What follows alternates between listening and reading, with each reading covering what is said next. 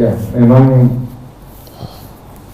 pada satu titik ini saya mencari sekali waktu itu Pak Ustadz Abdul Somad. Waktunya itu sekitar Agustus tahun 2018, dan pada saat itu satu Indonesia mencari Ustadz Abdul Somad itu ketemu. Kita sampai cari tokoh-tokoh terdekatnya aja tidak bisa ketemu Ustadz Abdul Somad, dan apa yang tadi disampaikan bahwa memang akhirnya Ustadz Abdul Somad memutuskan untuk tetap menjadi servant of God dengan fokus berdakwah, tapi akhirnya itu yang bertukar takdirnya. Mestinya takdirnya calon wakil presiden yang Ustadz Abdul Somad akhirnya terlimpahkan ke saya, dan saya beberapa kali ya melihat ke belakang bahwa memang Allah berkehendak bahwa saya harus mengalami perjalanan, dan pada ujungnya pada tadi surat Ali Imran ayat 35, pada akhir perjuangan saya akhirnya surat Ali Imran ayat 26. Masya Allah. Auzubillahi minasyaitonirrajim. Bismillahirrahmanirrahim. Qulillahumma malikal mulki tu'til mulka man tasya wa tanzilul mulka mimman tasya wa tu'izzu man tasya wa tudhillu man tasya biyadikal khair innaka ala kulli syai'in qadir. Allah.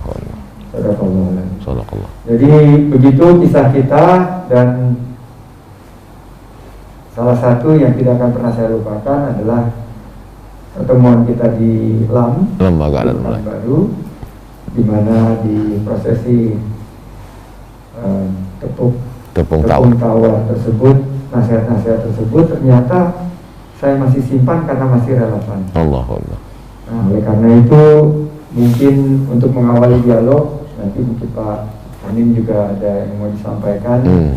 Tapi di tengah-tengah pandemi ini, Pak Ustadz, kan banyak dari kita yang bisnisnya, usahanya sekarang lagi redup, banyak yang kehilangan pekerjaan, banyak yang mata pencahariannya juga hilang, di PHK dan lain sebagainya. Banyak ibu-ibu, mak-mak mungkin yang melihat tayangan ini, beban biaya hidupnya semakin berat, ongkos listrik, kuota buat anaknya juga bebannya berat.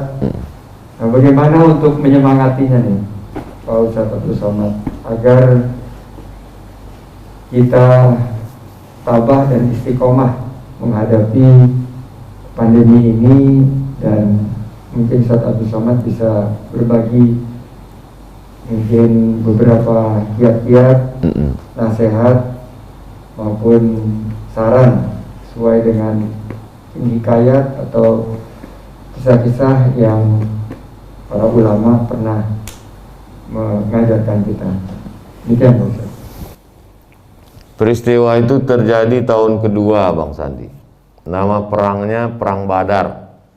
Lalu kemudian lokasi Badar itu 150 km dari kota Madinah. Nabi panglima perangnya. Pada perang Badar itu Nabi mendapat harta rampasan perang, ghanimah namanya. Kata Syekh Safiur Rahman Al-Mubarakfuri dalam kitab Ar-Rahiq Al-Maktum. Buku ini buku pemenang Nobel juara 1 lomba nulis biografi Nabi Muhammad. Sudah diterjemahkan ke bahasa Indonesia, tapi tetap dengan sampul judul Ar-Rahiq Al-Maktum. Penulisnya dari India. Di situ disebutkan Nabi dapat harta rampasan perang la taqillu an khamsina alfi dinarin zahabiyyin, 50.000 keping uang dinar. 1 dinar itu beratnya 4,25 gram emas murni 24 karat. Saya tidak bisa converse ke rupiah karena harga emas ini saya udah lama nggak ke toko emas, Bang Sandi. Ada yang bilang 500 sudah naik, 900 sudah lebih sejuta. 1 juta lebih. Nah, jadi bisa kita hitung sendiri 4,25 gram 1 keping. Waktu itu mereka dapat 50.000 keping. Nah, itu luar biasa. Dan saat kembali ke kota Madinah, datang Fatimah ngadu ke Nabi, mau minta, ya ini kan ayahanda dapat uang banyak ini, kira-kira bisa nggak ngasih pembantu Karena kami di rumah susah. Sayyidina Ali itu miskin. Lalu kemudian menimba air Fatimah, membuat adonan tepung gandum juga Fatimah. Lalu apa kata Nabi? Anakku Fatimah, sebelum engkau tidur malam, subhanallah 33 kali, alhamdulillah 33 kali, Allahu Akbar 33 kali, maka tidurlah engkau dengan tenang. Jadi kalau dibaca hadis ini nggak connect. Minta pembantu supaya ringan tangan menimba air dan buat adonan tepung gandum, kok malah dikasih subhanallah 33 kali. Apa sebenarnya pesan yang ingin disampaikan? Bahwa kepuasan materi itu tidak dapat mendatangkan ketenangan batin. Puncak dari ketenangan batin mesti diisi dengan yang spiritual, yaitu dengan zikir dan doa. Dan kita sebenarnya kalau kebutuhan pokok kita kan simple aja sebenarnya. Makan secukupnya, lalu kemudian pakaian juga secukupnya.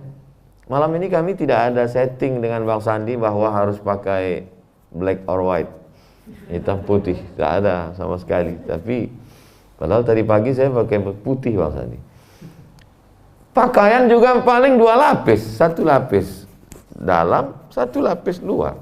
Kalau ada sampai 4 lapis itu bukan kaya, itu demam. Lalu kemudian makanan juga begitu. Makanan sedikit aja cukup. Berhenti sebelum kenyang, makan sebelum lapar. Supaya jangan terlalu banyak memperturutkan hawa nafsu. Dan kita diajarkan mengunyahnya banyak. Lalu dulu saya berpikir kecil itu, ngapa ngunyah banyak? Mungkin supaya halus, ususnya nggak berat. Ternyata alasan itu salah satunya. Alasan yang lain adalah dengan orang banyak mengunyah, dia tersugesti bahwa dia sudah kenyang. Jadi ketika dia sudah kenyang, makanan itu tidak terlalu banyak masuk ke dalam. Jadi sebenarnya Nabi sedang ingin mengajarkan, ketika kau dekatkan dirimu pada Allah, itu bisa kita lihat dalam surat Quraisy, "Falyabudu rabb hadzal bait." Kau banyak beribadah kepada Allah, Allah berikan kau solusi 2. At'amahum min ju'. Kalau kau lapar, Allah kasih kau makan. Wa amanahum min khauf. Kalau kau cemas, Allah hilangkan kecemasanmu. Terlalu cemas melihat hidup, sampai asam lambung naik, sampai semuanya naik. Sesungguhnya kenaikan harga itu tidak begitu parah dibandingkan naiknya asam lambung karena kecemasan, ketakutan yang luar biasa. Oleh sebab itu maka kadang hidup ini simple. Yang berat itu adalah omongan orang ke telinga kita. Saya dulu beli mobil Bang Sandi, mereknya nggak saya sebut, takut jadi iklan gratis. Ketika saya beli, teman saya ini sahabat nih ngasih tahu, ini onderdilnya susah, kita di Riau nanti kalau rusak inden dari Jakarta, ini pula sistem minyaknya begini, kalau ini segala macam, ini juga seperti gajah haus, ini minyaknya banyak sekali. Saya pakai 2 tahun, semua yang dia bicarakan itu nggak terjadi satupun. Jadi lama saya berpikir, sebenarnya mobil ini biasa aja, tapi komentar orang ini yang luar biasa. Dan memang kita hidup sekarang ini semuanya komentar. YouTube komen, Facebook komen, Instagram komen. Ustaz nggak pusing dengan komen-komen ini, saya nggak baca. Saya baca yang baik-baik, saya baca yang kurang baik, yang kira-kira membangkitkan asam lambung, saya tekan. Oleh sebab itu maka lagi-lagi falyabudu rabb hadzal bait. Saya paham, ini dirumahkan, ini di PHK, tapi kemudian terbuka peluang-peluang baru. Buktinya apa yang terjadi? Ketika ditutup 1 pintu, terbuka 2-3 pintu. Berapa banyak sahabat-sahabat kita, alhamdulillah Ustaz Somad, kami sudah buka bakso online. Loh, gimana nih bakso online? Apa makan baksonya online? Enggak, baksonya offline, cuma pesannya online. Alhamdulillah, peluang-peluang. Kamu sekarang bisnis apa? Sulit sekarang Pak Ustadz, kantor tutup semuanya. Terus saya sekarang jadi distributor daerah. Memasarkan apa? OKOC Pak Ustadz. Alhamdulillah. Jadi apa maknanya? Bahwa kita selalu diberikan Allah peluang. Lau tawakkaltum 'ala Allah haqqa tawakkulih, kalau kau benar-benar bertawakal kepada Allah, la razaqakum kama ruziqat ta'ir. Kau akan diberikan makanan seperti seekor burung. Taghdu khimasan, terbang pagi dari sarangnya dalam keadaan perut kosong. wa taruhu bitanan, pulang dalam keadaan perut penuh dengan makanan. Uniknya burung terbang di atas, tapi makanannya di dalam laut. Bisa dia terjun ke bawah mengambil makanan. Uniknya ikan yang ada di dalam sungai Amazon, tapi justru dia semburkan air, kemudian makanannya adalah rayap yang ada di balik daun-daun di pohon kayu. Ustaz tahu dari mana? Nonton TV. Betapa tontonan sesungguhnya bisa menjadi tuntunan. Ilmu tidak hanya terbatas pada ruang kelas dan buku.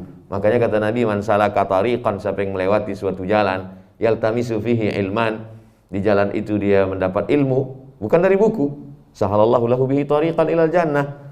Betapa bad news, berita buruk menjadi good news. Buktinya apa? Telepon menjadi viral. Peluang untuk orang membuka bahwa ini makanan sunnah, bukan bid'ah.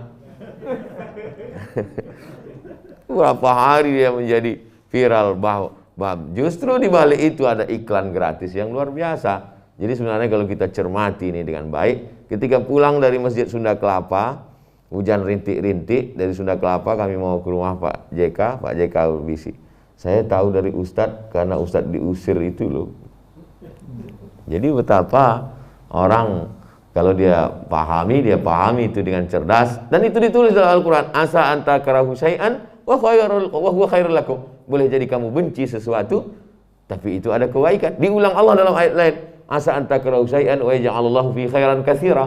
Boleh jadi kamu benci sesuatu, tapi di balik kebencian itu ada kebaikan-kebaikan yang luar biasa. Oleh sebab itu saya lihat ada peluang-peluang baru. Peluang pemasaran baru. Online, melalui kuliner, kemudian pula macam-macam usaha bisa dibuka. Dan salah satu yang memberi semangat itu alhamdulillah Bang Sandi, karena Bang Sandi tetap dengan program-program ekonomi keumatannya. Dia tidak memajukan perusahaan besar saja, tapi usaha-usaha kecil, UMKM dan lain sebagainya. Saya terus ikuti itu Bang Sandi di Instagram, di medsos. Oleh sebab itu yang belum memfollow, supaya di follow lah Instagram Bang Sandi. Dapat rezeki. Karena bagaimana supaya dia mendapatkan motivasi dari perjalanan itu. Saya kira demikian Bang Sandi. Baik. Alam Riau itu memang waktu saya lahir itu pekat dengan hutan-hutannya yang lebat. Dan alam Riau waktu di awal tahun 70 itu memang cukup sulit kalau mencari orang di Riau. Tapi di tahun 2018 saya diberitahu bahwa Ustadz Abdul Somad tidak bisa ditemui di Riau. Masya Allah. Jadi saya bingung gitu. Akhirnya melalui Ustadz Sambo tercapailah. Tapi saya tidak bisa sempat ketemu Ustadz Abdul Somad, hanya dikirim video. Masya Allah. Nah di video itu, ya tentunya video itu hanya dikhususkan untuk saya dan Pak Prabowo waktu itu. Ustadz Abdul Somad menceritakan itu, biarlah menjadi rahasia kita. Masya Allah. Tapi itulah merupakan takdir Allah Subhanahu Wa Taala, bahwa perjalanan kita sekarang Ustadz Abdul Somad terus istiqomah berdakwah, alhamdulillah, berkeliling Indonesia dan terus menginspirasi. Belum saya serahkan kepada yang lain, mungkin Pak Anin ada sepatah dua patah kata yang mau disampaikan. Saya ucapkan selamat datang nih teman dari Kalimantan Timur, Bapak Andi Harun dari Balikpapan dan Samarinda. Saja hampir kesini. Pak Anin.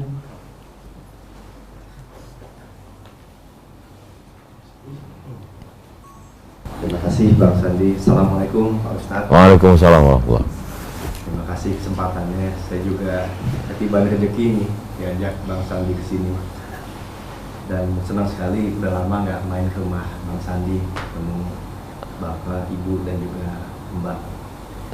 Mungkin dari saya Pak Ustadz, ini nih selama 6 bulan terakhir seluruh dunia ini melakukannya sama Pak Ustadz. Di rumah sama-sama, takutnya sama-sama, juga kekhawatirannya juga mirip-mirip. Jadi ada teori yang mengatakan bahwa Ya ini tuh great reset, jadi kocok ulang yang agung, jadi sangat besar. Pak Ustadz, kira-kira hikmahnya apa nih Pak ya tadi balik ini semua? Nah, dan kalau kocok ulang kira-kira nanti dunianya jadi gimana? Baik ya, lihat dari kulturnya, demografisnya, akhlaknya juga. Karena selalu bertanya-tanya di balik ini pasti ada sesuatu yang lebih besar lagi. Mungkin itu aja. Assalamualaikum warahmatullahi wabarakatuh. Waalaikumsalam warahmatullahi wabarakatuh. Langsung Mas Andi. Ya, silakan. Mungkin pertanyaan Pak Andin saya ringkas jadi 3 poin. Yang pertama, menyadarkan manusia yang sudah sampai pada puncak kesombongan luar biasa sampai bisa buat matahari KW yang katanya lebih panas, sampai bisa menantang datangkan gempa. Tapi lalu kemudian tantangan Allah dalam Quran, innallaha la yastahyi ayyadriba mathalan ma ba'udatan, surat Al-Baqarah awal-awal. Allah tidak malu menciptakan makhluk yang lebih kecil daripada nyamuk. Allah tidak sebut virus di situ. Allah sebut, karena waktu itu yang paling kecil yang bisa dilihat manusia tanpa mikroskop di zaman itu 14 abad yang lalu nyamuk. Lalu kemudian mereka komen, untuk apa sih Tuhan buat nyamuk? Kata Allah, innallaha la yastahyi ayyadriba mathalan ma ba'udatan. Allah tidak malu untuk ciptakan satu makhluk bernama nyamuk, fama fauqaha, lebih kecil lagi daripada nyamuk. Dan sekarang buktinya segala yang adikuasa tampak tidak berkuasa. Sur balik-balik. Dulu betapa kalau di sebuah acara di kantor kah itu di manapun, dulu ketika melihat ada orang pakai cadar itu menjadi pusat perhatian. Semua mata tertuju ke sana. Sekarang malah yang nggak pakai masker itu justru yang diperhatikan. Jadi artinya dunia ini sudah terbalik-balik luar biasa. Jadi ketika kita merubah suatu susunan untuk memunculkan susunan yang baru, skenario Allah Subhanahu wa taala, dan wabah pandemi ini bukan pandemi yang pertama. Dulu pernah Mufti Mesir Syekh Ali Jum'ah bercerita, di Mesir itu waktu itu penduduk Mesir 20 juta, disapu rata oleh pandemi, tinggal penduduknya 2,5 juta. 17 juta itu punah. Bahkan harta warisan pernah berpindah satu hari 9 rumah. Jadi habis sholat subuh ini meninggal, harta warisannya pindah ke sini, nanti jam 9 pindah ke sini, menjelang zuhur pindah, sampai malam 9 kali pindah rumah harta warisan. Saking kan luar biasa. Hanya saja waktu itu terjadi di Mesir, tidak terjadi di Yaman. Pernah terjadi di Andalusia, masjid-masjid ditutup, tapi tidak terjadi di timur. Tapi pandemi yang mewabah sampai seluruh dunia terjadi memang baru sekali ini. Artinya memang Allah Ta'ala luar biasa. Tadi Bang Sandi siang kami mampir ke BNPT. Jadi diperlihatkan kepada saya tentang kesimpulan, kata singkat pendek menceritakan secara ini semua bahwa Indonesia supermarket bencana.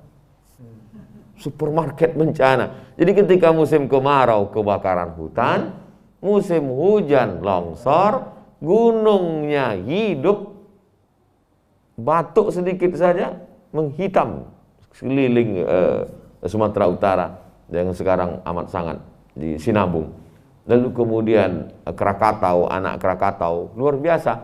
Dan ternyata kita tinggal di lempengan amat sangat mungkin terjadi, apalagi pantai barat. Jadi ketika melihat Pulau Sumatera tadi, saya lihat lempengan itu terjadi. Lama saya terpikir, kok bisa saya jadi orang Sumatera di tempat banyak ini? Kenapa tidak di sini yang tidak ada musibah ini? Tapi di balik itu semua ternyata ada kelebihan yang luar biasa. Ternyata di tempat yang paling banyak bencana ini, disitulah justru mineral-mineral. Dari mulai minyak buminya, emasnya, peraknya, timahnya, nikelnya yang di dalam. Lain lagi yang di atas, karetnya, kelapanya, lalu kemudian luar biasa. Oleh sebab itu Allah Maha Adil. Sesungguhnya dengan kecerdasan manusia, dia bisa menjaga alam, dan andai pun terjadi, dia bisa menghindar. Jadi yang pertama adalah manusia sedang ditunjukkan, ini loh Kamu yang merasa berkuasa, ada lagi yang lebih berkuasa, yaitu Allah Subhanahu wa ta'ala. Yang kedua, bahwa dengan adanya ini dunia menjadi lebih bersih, menjadi lebih tenang. Kita pun bisa merasakan itu. Saya dulu di airport itu susah sekali, Bang Sandi. Pakai masker, pakai kacamata hitam, orang terbaca juga. Saya sudah duduk di pojok, tetap juga dia datang. Ustaz, bisa foto? Loh, ente kok tahu ini saya? Cincinnya gitu. Jadi sulit. Tapi kemarin setelah 6 bulan saya kemarin ke airport, sunyi. Satu sisi memang sedih juga kita melihat perekonomian. Tapi di satu sisi mungkin ini cara Allah untuk membersihkan dunia. Dan ternyata pantai-pantai, bahkan tanam-tanaman juga kabarnya lebih. Jadi Jadi ada satu sisi, tapi satu sisi ada perbaikan-perbaikan. Itu skenario Allah, cara Allah. Tapi kita yang tetap menyikapi ini, manusia menyikapi ini sekarang terbagi dua. Satu amat sangat berani bahkan menantang. Mana itu COVID, biar saya kunyah-kunyah. Yang satu lagi pula amat sangat ketakutan. Takut, ngeri sekali. Sampai-sampai mungkin klepon ini pun mau di hand sanitizer juga. Mau disemprot disinfektan juga. Sampai amat sangat ketakutan. Sedangkan kita tidak pada dua mazhab ini. Kita bukan mazhab yang berani, nantang, juga tidak mazhab yang terlalu stres ketakutan. Kita ini adalah wa kadzalika ja'alnakum ummatan wasata. Kita pertengahan. Kita umat yang pertengahan. Kita tetap berserah diri pada Allah, kita tetap berusaha ada ikhtiar, lalu kemudian kita tetap ikut protokol kesehatan. Dari tadi kita datang, kemudian menjaga jarak, tidak bersalaman, pakai masker. Jadi semuanya berjalan, kita menjadi orang yang lebih hati-hati, menjadi lebih berdisiplin, menjadi lebih takut kepada Allah. Yang terakhir, yang ketiga, bahwa yang mampu bertahan hidup ini bukan orang yang pintar, bukan orang yang pandai, tapi orang yang pandai-pandai. Seringkali pandai-pandai ini diartikan negatif, tapi saya melihat sisi positifnya. Yang bisa bertahan adalah orang yang bisa berinteraksi dengan keadaan. Keadaan sekarang, ketika sulit online, ketika sulit untuk langsung, dia buat offline. Ketika dia tidak bisa beribadah haji, Allah kasih alternatif. Al-hajjul mabrur laisa lahu jazaa illal jannah. Haji mabrur tidak ada balasannya kecuali surga. Apakah kalau nggak bisa haji karena visa Saudi Arabia tutup lalu kita nggak bisa? Ada pintu yang lain. Man sholat subha fi jama'atin, sholat subuh berjamaah, summa qa'ada yadhkurullah, duduk berzikir mengingat Allah, hatta tutu asyam, sampai terbit matahari, summa yusolli raka'ataini, sholat sunat 2 rakaat. Allah selalu berikan alternatif. Man bana masjidan, siapa yang bangun masjid, banallahu mithlahu baitan fil jannah, dibangunkan untuknya satu tempat di surga. Lalu kalau nggak bisa bangun masjid gimana? Man sholla isnatai asyarata raka'ah, salat sunat 12 rakaat. Allah selalu berikan alternatif. Begitu juga dengan sekarang. Kalau nggak bisa begini. Lalu kemarin selama 6 bulan ini Ustadz nggak bisa ceramah tabligh akbar, ketemu dengan orang, terus nyampaikan kajiannya gimana? Kita online. Setiap malam jam 8 sampai jam 9, 1 jam baca kitab. Khatam satu kitab Ar-Risalah Al-Qushairiyah, Imam Qushairi, 53 stasiun menuju Tuhan. Lalu kemudian kita baca hadis Arba'in sampai yang ke-21, nanti akan dilanjutkan lagi. Jadi tidak ada istilah berhenti beraktivitas. Berhenti mendayung berarti jatuh. Bagi yang mau naik sepeda. Berhenti berkayuh berarti jatuh. Berhenti mendayung, berhenti bergerak di sungai berarti tenggelam. Fi kulli harakah barakah. Setiap ada gerakan, disitulah datang keberkah. Saya kira saya ringkas dalam 3 poin, Bang. 11 tahun yang lalu, kurang lebih ya, mungkin 11 tahun yang lalu, saya dapat satu tugas untuk menyelamatkan satu stasiun TV yang pada saat itu dimiliki oleh senior kita juga, Pak Abdul Latif, untuk direvitalisasi.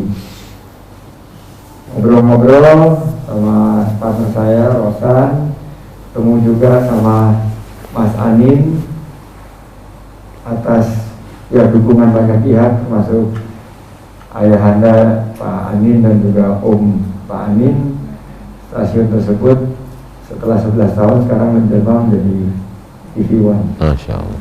Dan itu juga bagian daripada dibalik satu pintu yang tertutup, ternyata banyak pintu yang terbuka. Stasiun tersebut tadinya stasiun yang umum, akhirnya sekarang banyak memberikan berita dan juga mudah-mudahan satu inspirasi biar bangsa ini bisa terus berkembang ke depannya. Amin, amin. Mungkin sebelum kita tutup makan ada lagi yang mau disampaikan kepada Ustaz Abdul Somad.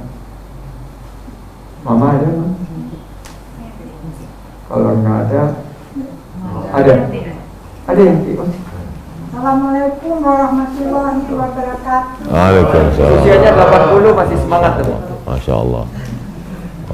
Assalamualaikum warahmatullahi wabarakatuh. Waalaikumsalam warahmatullahi wabarakatuh. Ustaz Abdul Somad, sebetulnya pengagum Ustadz itu bukan hanya yang muda, termasuk saya yang 80 tahun. Jadi berbaginya jangan hanya pada yang muda-muda, tapi yang tua-tua juga dirangkul dan diajak serta supaya mereka juga bersemangat dan tergairah. Jadi mohon nanti kalau di tempat-tempat orang-orang yang berkumpul disapa juga yang udah ya begitulah, sebentar lagi kakinya udah dikubur satu gitu.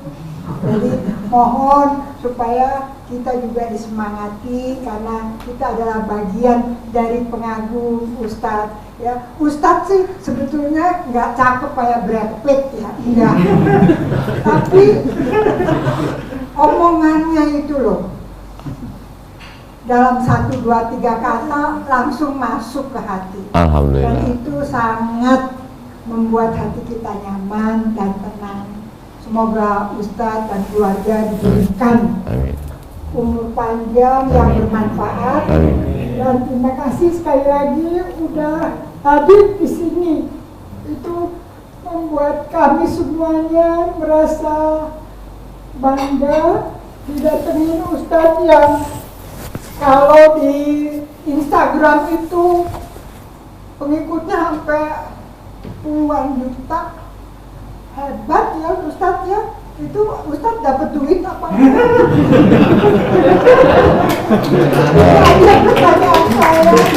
Kalau dapat duit tolong bagi-bagi. Salam sama keluarga.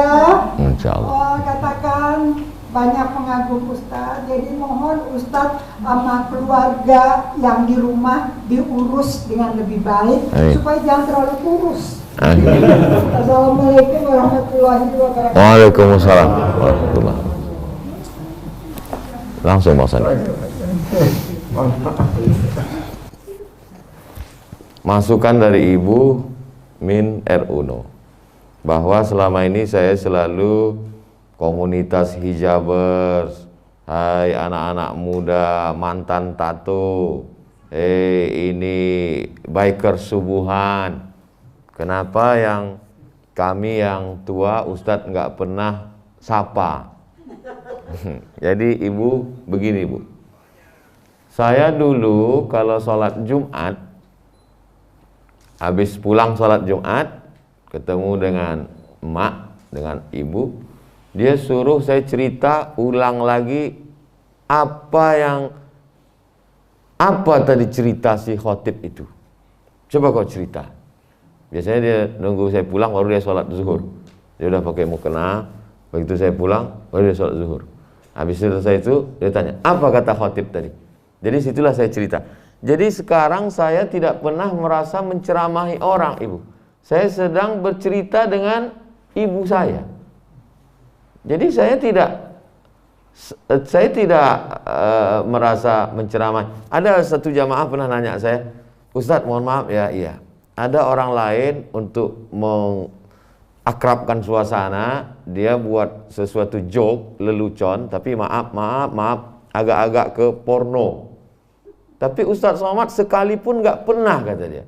Kenapa? Dia tanya saya bilang gini, mungkinkah saya joke agak berbau demikian di depan ibu saya? Karena saya setiap ceramah itu saya selalu, jadi tidak heran juga banyak followernya emak-emak. Karena memang seolah-olah saya sedang bicara dengan ibu saya, dengan kakak saya, dengan saudari saya. Tapi insya Allah yang ibu sampaikan mulai malam ini untuk yang besok pagi saya sapa ibu-ibu.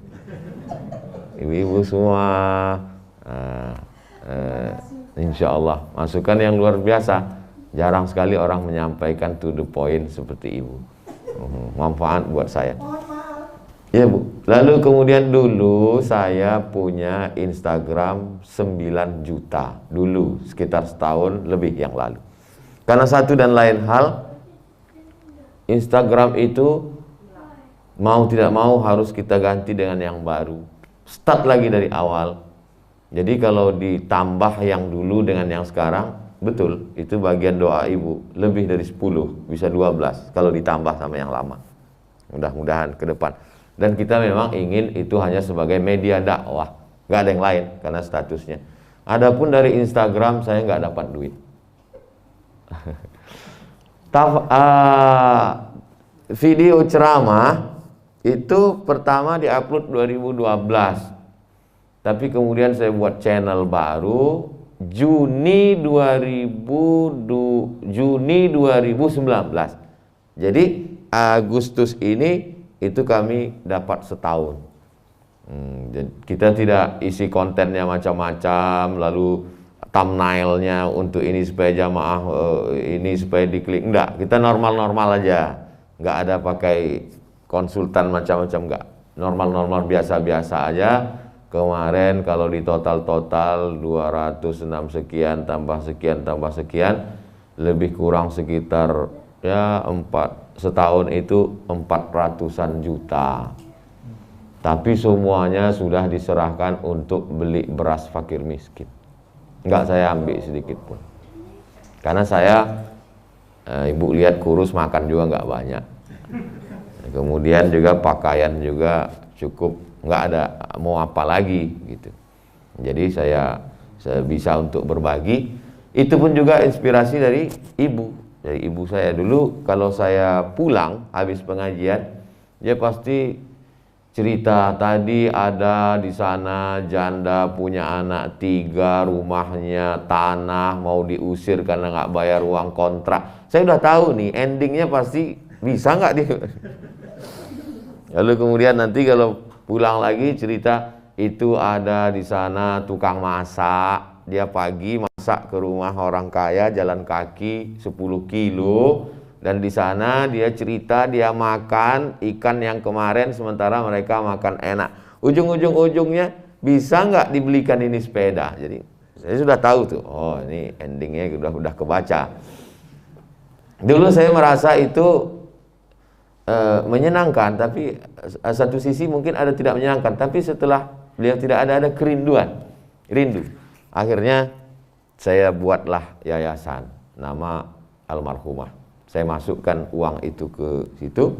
Setiap bulan kami belikan paket sembako, beras 10 kilo, minyak 1 kilo, gula 1 kilo, kemudian roti, kemudian susu saset, kemudian makanan pokok kami serahkan ke fakir miskin. Dari hasil itu ibu, tadi ibu mau minta, saya sudah transfer semua.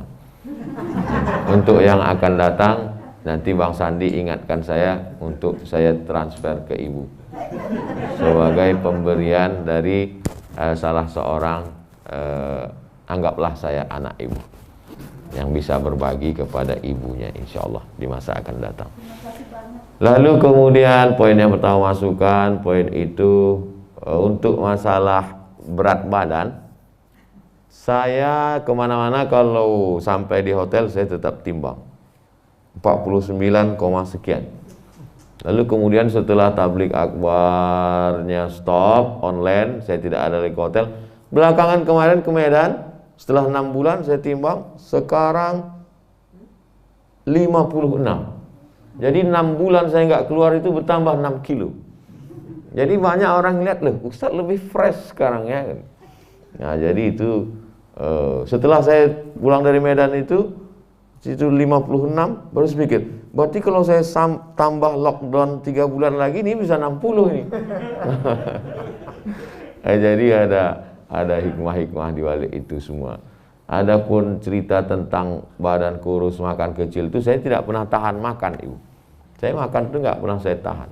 Jadi saya tanya, kenapa saya makan sedikit? Tradisi anak-anak bayi di kampung kami, itu anak bayi itu perutnya diikat pakai kain. Diikat pakai kain, dibedung istilahnya. Lalu kemudian anak-anak lain dikasih makan dulu baru dibedung. Setelah dikasih makan kenyang baru dibedung. Nenek saya lain, dia bedung dulu baru makan. Jadi kata mak saya, mungkin usus kau ini kecil. Dia nggak pakai dokter, nalar dia aja. Jadi waktu nenek saya ditanya, kenapa cucu, saya cucu pertama, kenapa cucu ini dibedung dulu baru kasih makan? Aku malu nanti cucuku ini diundang orang tempat makannya banyak, katanya. Kata nenek ini. Mungkin nenek itu tahu juga nanti saya akan diundang tabligh akbar.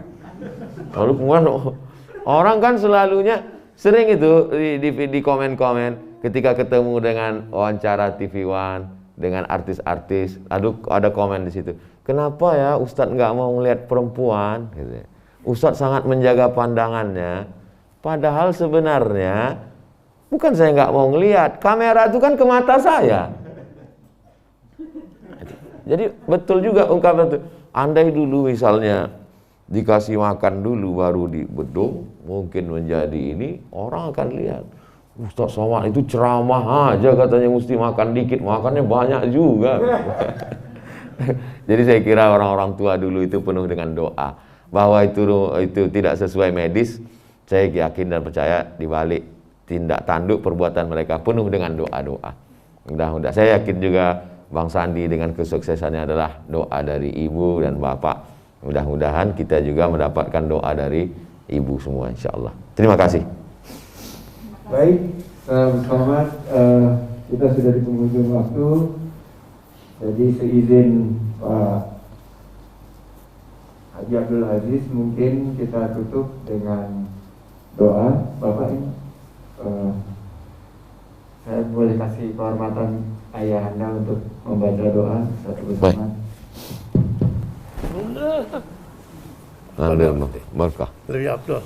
Al-Fatihah. A'udzubillahi minasyaitonirrajim. Bismillahirrahmanirrahim. Alhamdulillahirabbil alamin. Arrahmanirrahim. Maliki yaumiddin. Iyyaka na'budu wa iyyaka nasta'in. Ihdinas shiratal mustaqim. Shiratal ladzina an'amta 'alaihim ghairil maghdubi 'alaihim waladdallin. Amin. Ya Allah, dengan kemuliaan Al-Fatihah, dengan kemuliaan orang tua, kabulkan doa kami ya Allah. Fadhil. Astagfirullahaladzim, astagfirullahaladzim.